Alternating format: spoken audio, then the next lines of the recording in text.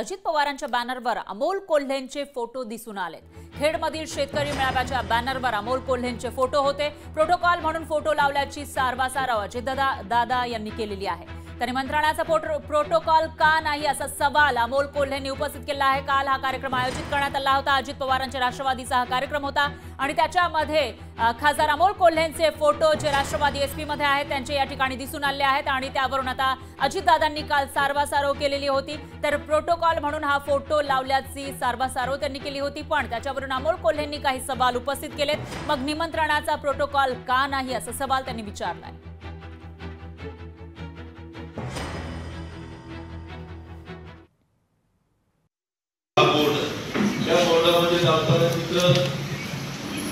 Amol कोल्हेंचा photo लावला ते या भागाचे खासदार म्हणून लावला।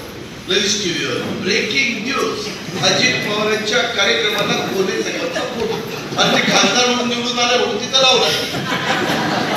मी कुठे म्हणतो ती माझ्या पक्षात आहे, ती त्याच पक्षात आहे, पण ही काय ब्रेकिंग न्यूज आहे का? आज सार्वजनिक कामाची उद्घाटन होती, तुम्ही सगळे बोर्ड बघितले, त्या बोर्डवर सगळ्यांचे नाव नाही।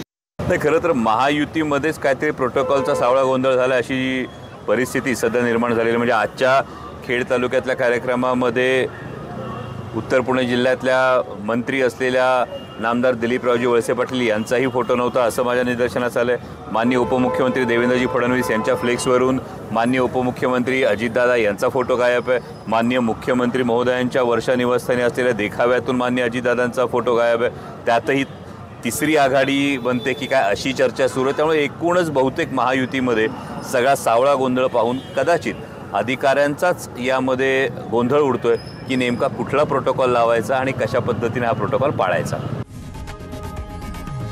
लोकशाही मराठी ऐका, पहा, जागरूक रहा।